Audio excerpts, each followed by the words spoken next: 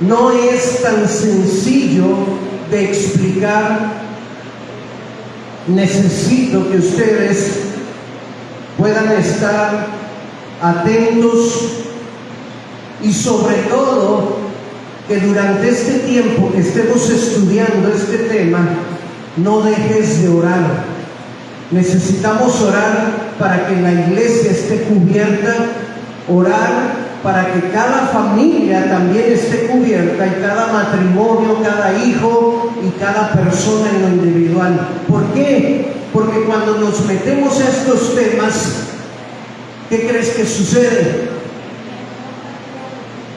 Se nota más que la realidad de la lucha espiritual es algo cierto. El diablo contraataca, el mundo también embiste y nuestra carne se revela. Entonces vamos a pasar ahorita por un periodo, como diríamos en los vuelos de avión, de turbulencia. Va a haber turbulencia, así que hay que abrocharse los cinturones, hay que estar alertas, hay que estar apercibidos, porque yo estoy seguro que al anunciar este tema, el diablo también tomó lista y dijo: sí, con que se van a capacitar, con que se van a preparar, pues ahí les voy. Y la muestra es que apenas lo anunciamos y miren la asistencia que tuvimos hoy, ¿no? Como para darnos la primera cachetada. Entonces, con esa advertencia, quiero que iniciemos. Le puse a este primer mensaje generalidades, es decir, algunas verdades generales con respecto al tema de la guerra espiritual. Es una pena que las personas que se dedican al satanismo y al ocultismo sepan más de su creencia que los cristianos acerca de la realidad del mundo espiritual. Si tú entrevistas a un satanista o a un ocultista, es capaz de mencionarte quizás la lista de nombres propios de cada demonio. Conocen al derecho y al revés sus situaciones de creencias, sus doctrinas. Saben cómo usar sus armas, sus hechizos, sus embrujos, sus maldiciones. Son personas que muchos de ellos son devotos de orar, si podemos llamarle oración a eso, todos los días y de manera constante a Satanás mismo. Y en cambio nosotros, que somos el pueblo de Dios, los escogidos de Dios, los redimidos del Señor, no sabemos cómo orar, no sabemos cómo defendernos, no sabemos cómo atacar, no sabemos cuáles son nuestras armas y estamos totalmente vulnerables al mundo espiritual. Yo quiero que eso no vaya a ser pretexto en ninguna mesa. Quiero que nos capacitemos, nos entrenemos con la palabra y entonces no haya pretexto en nosotros de decir: Dios, yo no sé, porque el pastor no me enseñó acerca de eso. Queremos quitar ese pretexto, así que toma nota, pone atención, ven los siguientes domingos y vamos a animarnos unos a otros porque somos parte del ejército del Señor. Amén. Muy bien. Primera generalidad. La lucha espiritual es una realidad desde el momento en que existes, desde el momento en que naces.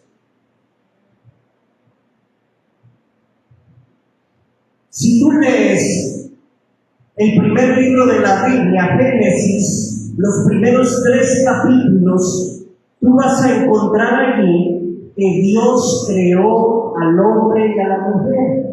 Los creó a su imagen, a su semejanza. Les dio instrucciones. Y entre las instrucciones estaban: fructifiquen, multiplíquense y pongan orden aquí en la tierra, sojuzguen a todas las criaturas. Pero también Dios creó al hombre y le dio la instrucción de cuidar el huerto. La pregunta, hermanos, es: si el huerto estaba recién creado, si no había contaminación, si no había otros seres humanos, si no había todavía bestialidad en los animales, ¿por qué tenían que cuidar el huerto?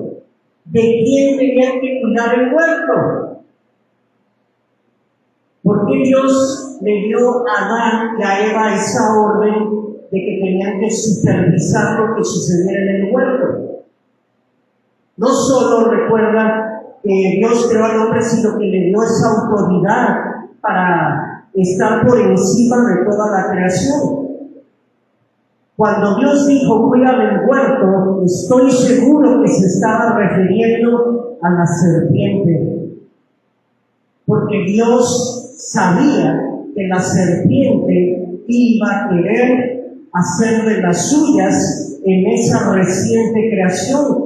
Y según leemos en Génesis, nos encontramos en el capítulo 3, que luego la serpiente hace su aparición.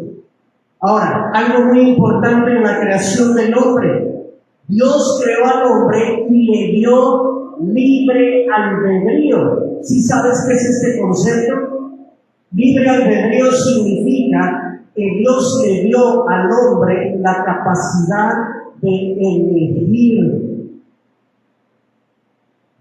Si es cierto que Dios dio instrucciones y es cierto que Dios dio prohibiciones, pero no hizo que el hombre obedeciera de manera robótica o automática. Dios le dijo: aquí está lo que quiero que hagas, pero te he creado con la capacidad de que tú decidas si quieres obedecerme o no. Yo te apercibo que tengas cuidado, que no comas del fruto del árbol que está en el centro del huerto, porque el día que comas de ese fruto, de cierto morirás. Y ahí empieza, hermanos, el conflicto. El conflicto está desde que el hombre fue creado. Hay un enemigo que no quiere que el propósito de Dios se cumpla en tu vida y en la mía. Dios quería interrumpir los planes para con Adán y Eva. Así como ese enemigo fue declarado maldito por Dios, Él quiere que también nosotros seamos malditos. Por eso Satanás no descansa. Él está constantemente buscando la manera de que los planes y propósitos de Dios se interrumpan o se echen a perder en la vida de los seres humanos. Obviamente, Adán, cuando fue creado, no fue creado como un bebé recién nacido, ya era una persona adulta. Nosotros no, nosotros cuando vinimos a este mundo, nacemos pues así de chiquititos como el de la foto, recién nacidos, pero vamos creciendo. Y aunque seamos recién nacidos, la lucha, hermanos, está presente desde el momento de nuestra concepción. Yo me atrevería a decir que aún en el vientre de nuestra madre ya hay allí una lucha espiritual. Así que si tú eres un ser humano, si eres del planeta Tierra, la pregunta es: ¿estás en lucha espiritual? ¿Sí o no? ¿Cuál es la única manera de escaparse de esa lucha espiritual? No hay manera. Bueno, solo que fueras un extraterrestre, pero sabemos que eso no es posible. Si tú eres un ser humano, automáticamente estás inmerso en una lucha espiritual. Conforme vamos creciendo, si no tuvimos la bendición de nacer en un hogar cristiano, lo más seguro es que vamos a ir tomando decisiones para inclinarnos hacia el lado oscuro de la lucha espiritual. Vamos a ser niños que crecen en hogares disfuncionales, en hogares donde hay violencia, donde hay padres alcohólicos, donde hay madres no tan delicadas, y esos hijos van creciendo con heridas, con dolores, y van tomando malas decisiones, empiezan a involucrarse en drogas, a repetir patrones y a vivir lejos de Dios. Esto quiere decir que la mayoría de las personas, después de haber nacido, van a tomar camino rumbo a uno de los dos bandos que existen en la lucha espiritual. Ponme la siguiente. Va a llegar un momento en que tú tienes que elegir, usar ese libre albedrío que Dios te dio para escoger en qué bando quieres luchar. Hay personas que se resisten a venir a los pies de Jesús. No quieren saber nada de Dios. Piensan que Dios se trata de una fábula, de un cuento judío, de algo inventado por el mismo hombre, y entonces rechazan la misericordia y la gracia de Dios. Mientras las personas estén en ese rechazo de Dios, ¿a qué bando están eligiendo participar? ¿A cuál? Si ven el dibujo, del lado derecho del dibujo está un diablito y del otro lado está un angelito, ¿no? Representando el bien y el mal. ¿Qué lado elige la persona que rechaza a Jesús? ¿Sí están conmigo? ¿Cuál?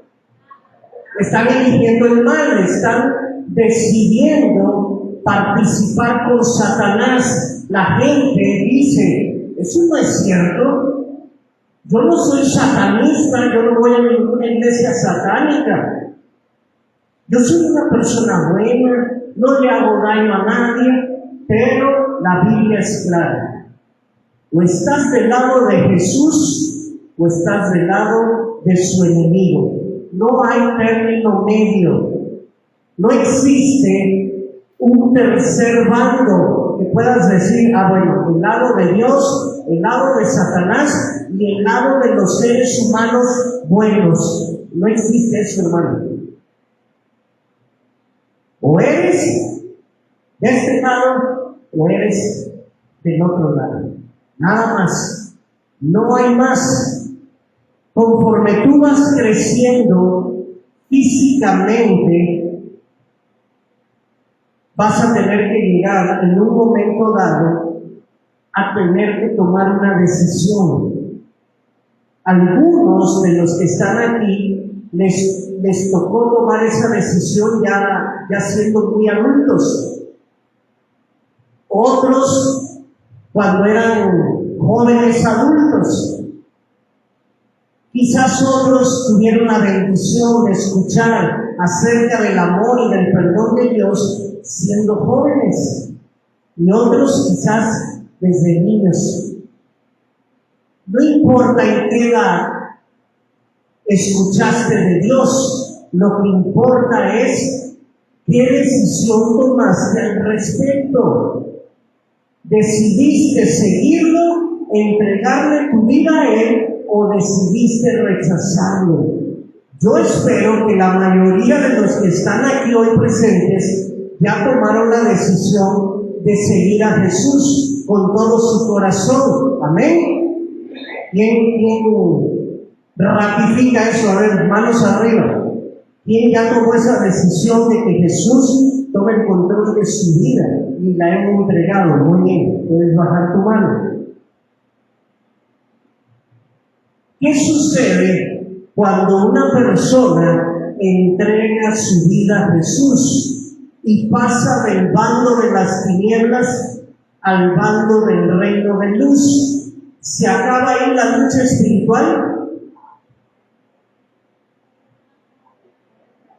De ninguna manera. ¿Sabes qué pasa? Se pone más intensa, se pone más dura, porque ¿quién crees que va a ser Satanás? ¿Crees que va a decir, oh, el pobre de mí, ya se llevaron a Juan Chío al reino de la luz? Como ya se lo llevaron, pues ya no le puedo hacer nada. Como no le puedo hacer nada, ya no me voy a meter con él. ¿Crees que esa es la resolución del diablo cuando nos convertimos a Cristo? Como el diablo sabe el potencial que ahora tenemos en Cristo, lo que va a buscar a toda costa es tratar de que ese propósito no se lleve a cabo en su máximo potencial. El diablo probablemente diga, ok, Juan Chío ya se pasó al otro bando, ya es del reino de la luz, ya no lo puedo traer conmigo, pero no voy a permitir que Juan Chío me cause más estragos en mi reino. Por lo tanto, voy a procurar tenerlo adormecido, lo voy a tener distraído, voy a procurar tenerlo bajo mucha opresión para que Juan Chío no gane almas de mi reino y se la lleve al reino de Dios. ¿Me explico en esto? Que no me cause más bajas a mi reino. Entonces lo que Satanás va a hacer es procurar tenernos a nosotros con la cabeza embotada, con problemas, con situaciones que nos desanimen, nos distraigan, para que así no procuremos hacer la voluntad de Dios. 3. Se fueron muy para abajo las letras. En la lucha espiritual, cuando tú ya eres parte del reino de Dios, el objetivo que Dios ha preparado, el propósito que Él tiene, es que tú conquistes. ¿Que conquistes qué? Tenemos 3 enemigos con los cuales tenemos que luchar constantemente. Número 1, la carne. Busca por ahí, por favor, Romanos 8, verso 5.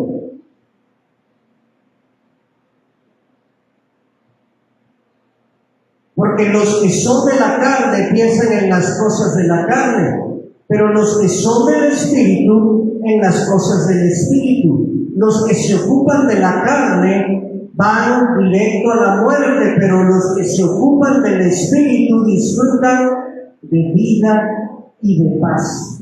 Los designios de la carne son ¿qué?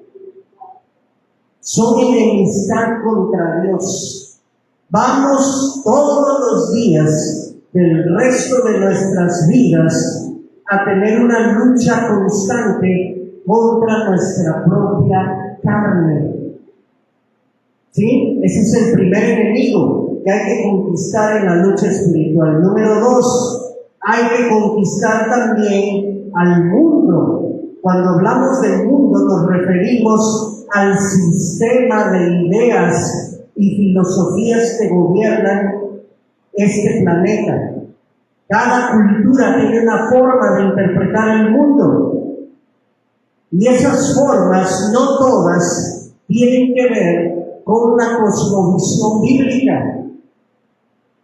Hay culturas que sus costumbres, sus tradiciones ofenden totalmente los mandamientos de Dios. Por eso dice Romanos 12:2, no se conformen a este mundo, a este siglo, no sean como la gente de este mundo, transfórmense por medio de la renovación de su mente, de su entendimiento.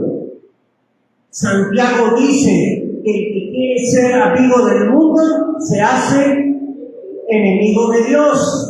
Y el apóstol Juan dice, no amen las cosas que hay en el mundo, porque el mundo y sus deseos van a pasar, pero el que permanece en Dios, ese permanece para siempre. Termina siendo victorioso. Entonces, hermano, en la lucha espiritual tienes un objetivo, una misión que cumplir. Tienes que conquistar tu carne, conquistar al mundo, y el tercer enemigo es pues Satanás, ¿verdad? Dice 2 Corintios capítulo 4 verso 3 y verso 4.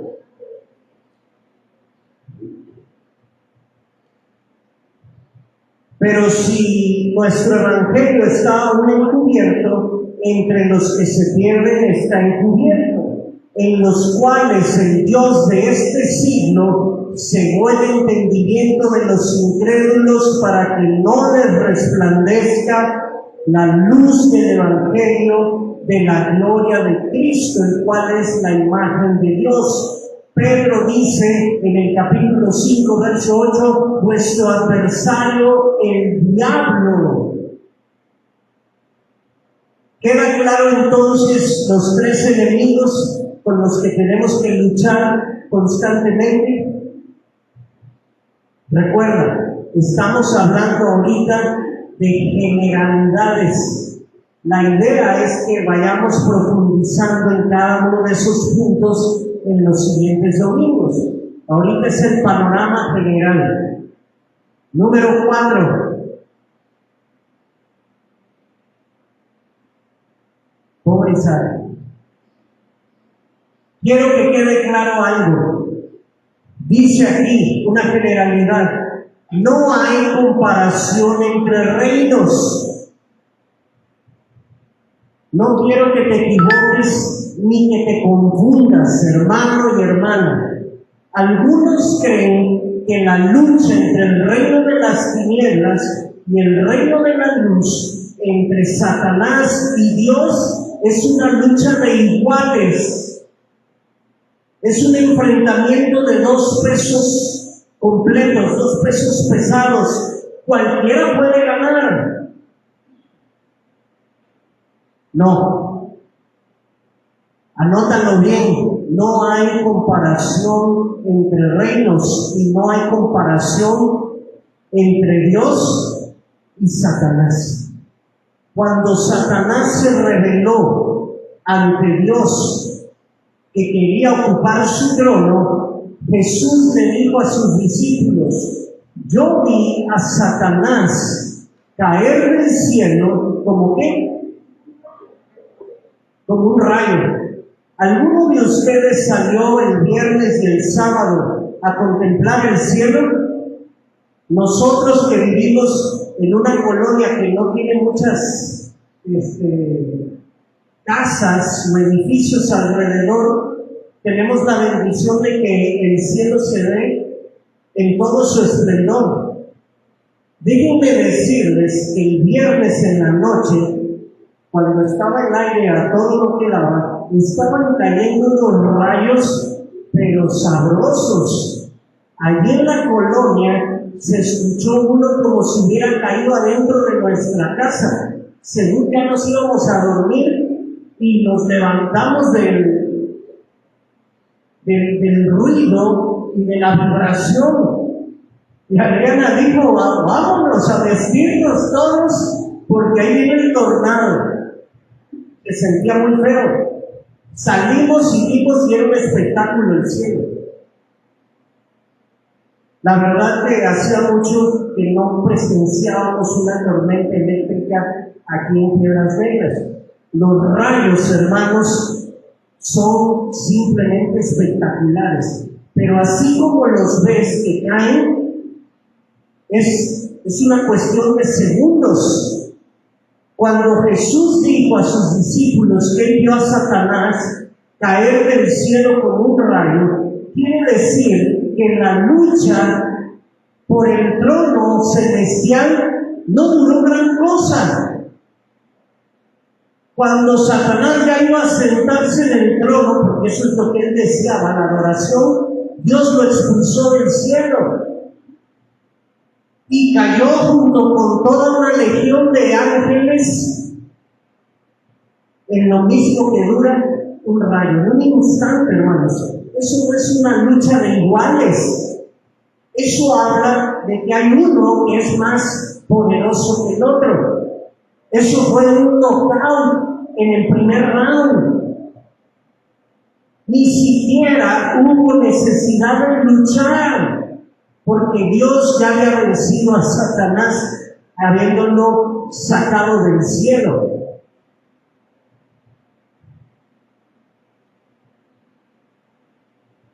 Vamos a buscar unos pasajes. Como dije, Primera de Pedro 5:8 nos recuerda que nuestro adversario anda como león rugiente buscando a quien devorar. Sí hay que tener conciencia de que el enemigo que enfrentamos es astuto y es poderoso. Además, yo diría que es bastante terco, porque lo vences y al otro día está otra vez. Y lo vuelves a vencer y ahí se va a aparecer una vez más. Pero aunque el enemigo, hermanos, es astuto y poderoso, que no se te olvide, alguien que busque Primera de Juan 4:4, rápidamente, si lo encuentras, léelo. Primera de Juan 4:4.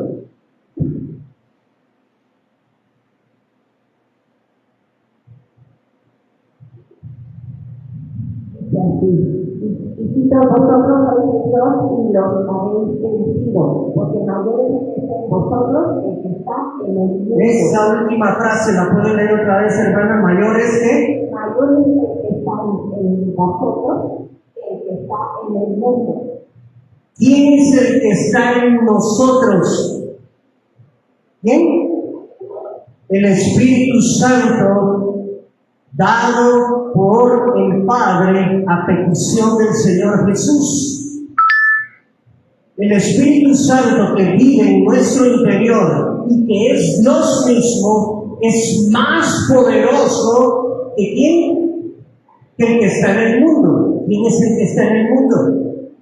Satanás. Así que mira, aunque el enemigo es astuto y poderoso, nuestro Dios es invencible y todopoderoso. No hay comparación. Que no se te quede la idea de que es un encuentro entre iguales. ¿Está claro? Por último, la última generalidad. Dice 2 Corintios capítulo 10.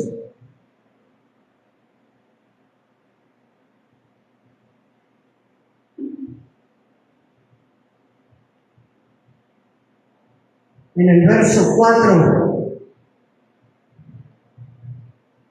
las armas de nuestra milicia no son carnales, sino poderosas en Dios para la destrucción de fortalezas.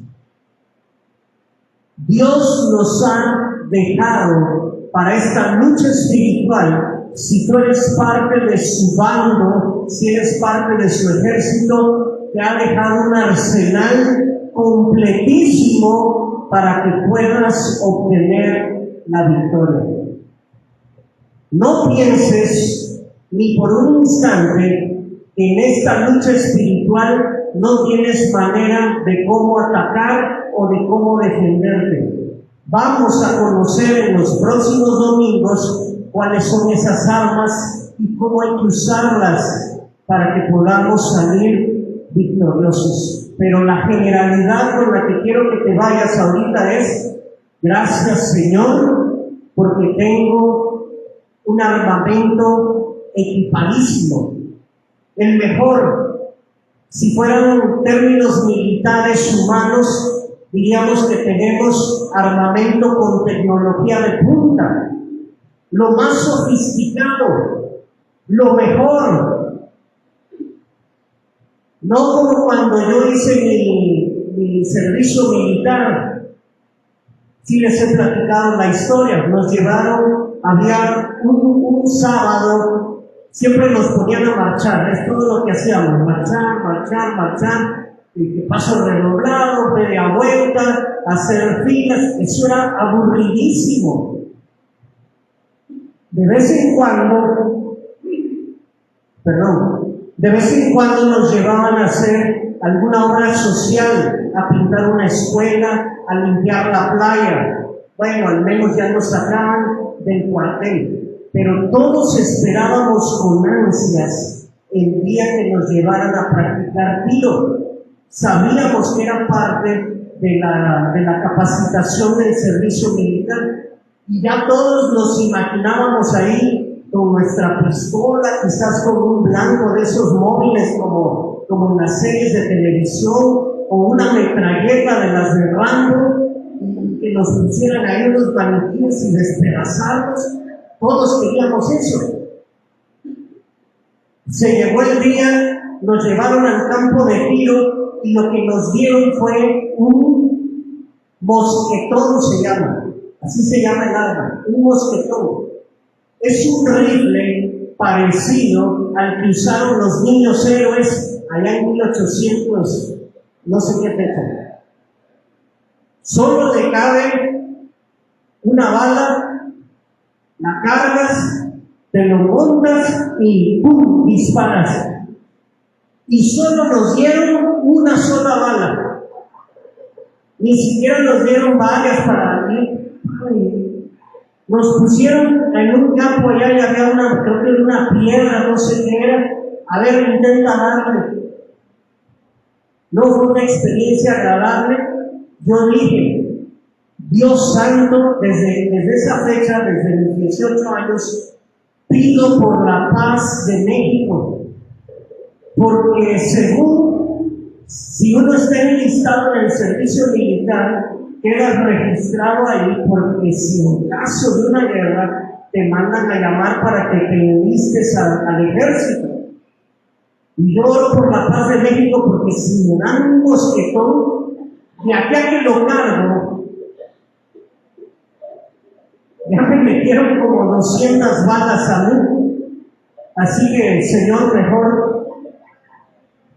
mejor que México siga siendo reconocido como un país pacífico. En el caso del arsenal espiritual en Cristo, no te da el Señor mosquetones, no te da una bala, te da el mejor arsenal posible para que puedas estar seguro, confiado y con la victoria asegurada. Estas 5 generalidades nos van a guiar en nuestro tema de la guerra espiritual. Yo espero que podamos continuar aprendiendo. Por lo pronto, cierra tus ojos. Ora primero por ti mismo. Pídele al Señor que te cubra tu mente y tu corazón. Que si el enemigo prepara algún ataque en contra tuya, seas capaz de discernirlo y de contrarrestarlo.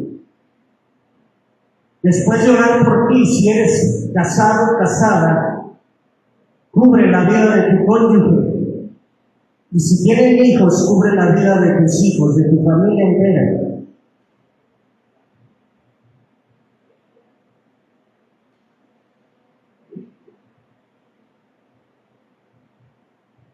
Y cierra el tiempo orando por nuestra iglesia. Que el Señor nos ayude a entender estos temas y a llevarlos a la práctica. Señor,